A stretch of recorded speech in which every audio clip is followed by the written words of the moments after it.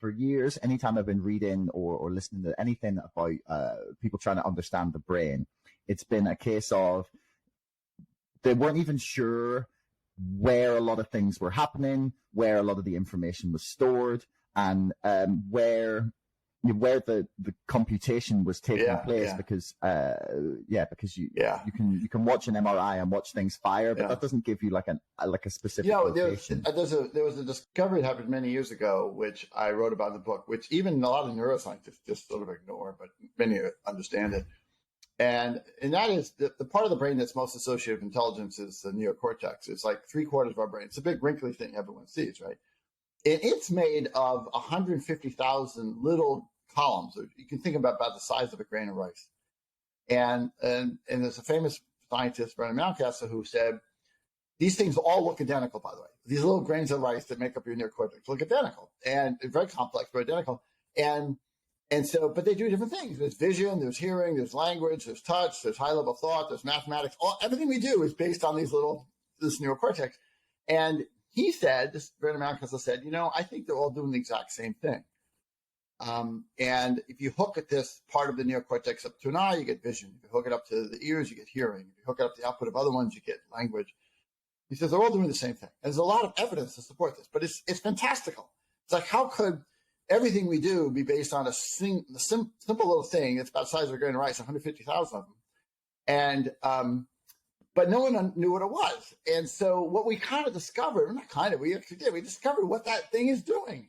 What is a sort of universal algorithm that could explain vision, hearing, touch, language, high-level thought, and so on. And it has to do with these, as I mentioned earlier, the key to understanding what we call cortical columns do, these little grains of rice, is they have an internal reference frame. It's like XYZ coordinates. That's not what it is, but it's kind of like that. And they store everything at locations in these reference frames. And so we build a model of the world in our head, and it uses these reference frames with locations. It's very similar to the way we build models inside a computer, like a CAD model, that computer-aided design model. If you have a model of a house in a computer, how do they do that? It's kind of like that in some ways. But we have 150,000 of these things, modeling systems in our head. So it's a totally different way of thinking about the brain than people. Not completely, but enough different that most people weren't thinking about it at all. You're right. There's a lot of confusion about this. And this insight, it really just illuminates a tremendous amount. It just, so much of the complexity can be understood now. So for me, it was a tremendous, exciting discovery. And I think it's going to have very large implications for both AI and for education and the future of our species, actually. So, actually, one thing I'm slightly unclear on is so you've got all of these like tiny little grains of rice, as you call them, the cortical columns, all stacked up. Are they specifically assigned to different things, and even though they're the same sort of, they're built identically, or are they kind of like universally?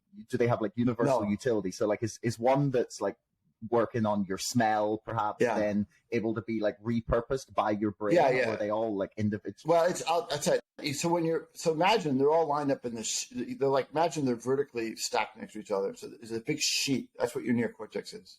It's like about the size of a large, I guess you'd say serviette. Is that right? Napkin? I'm not sure. And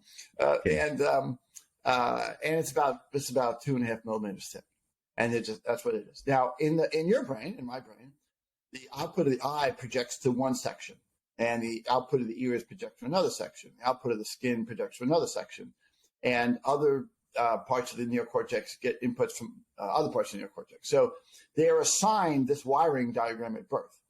And so, at birth, there's an area dedicated to vision. But what we know, first of all, they all look the same. So that was the puzzling part. Like, how can vision be the same as language? They don't seem like they're the same thing, but the underlying circuitry is the same.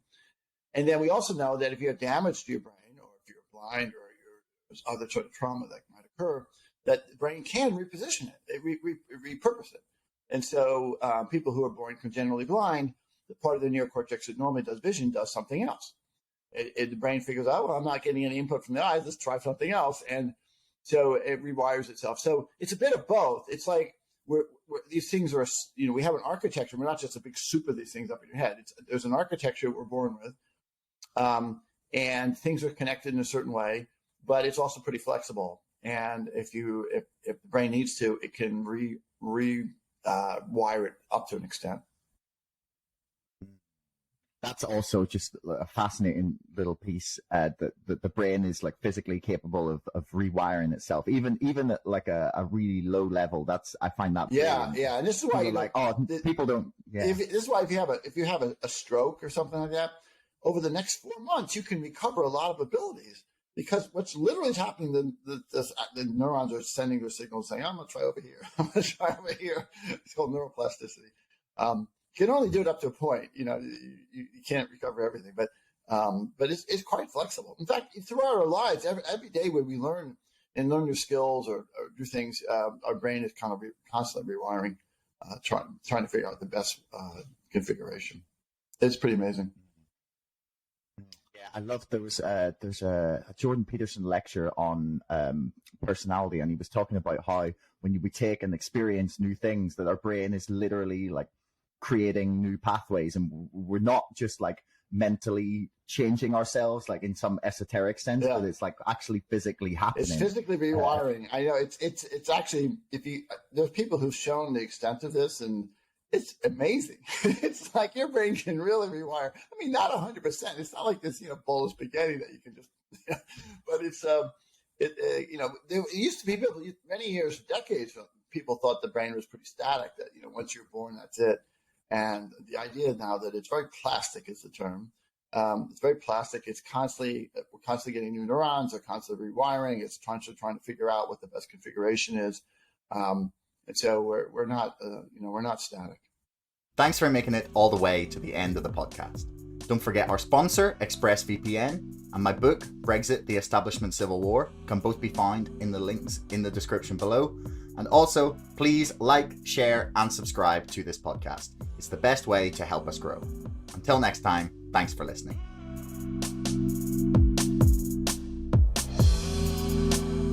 Screw the hedge funds. You can make as many rules as you want, but if there's no teeth behind them, what's the point?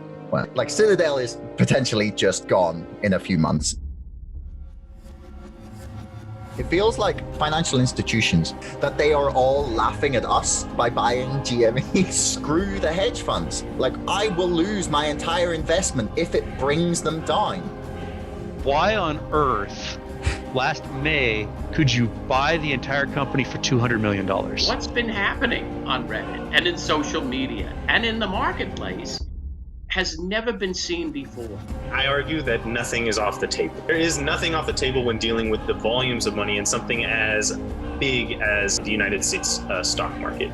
The hedge funds have clearly underestimated a group of people raised on Friday night World of Warcraft raids. Dark pools, they're another mechanism to manipulate and cheat. Mainstream journalists don't say these things for a number of reasons.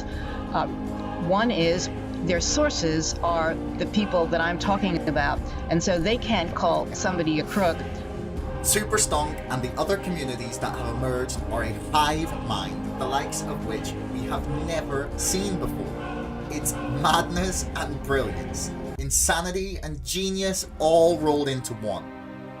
It's very possible that Citadel will be gone in a few months. And not just Citadel, but the entire financial system has the potential to come crashing down. These crooks continue to gamble recklessly with the world economy, and this could be the moment that they finally get their justice.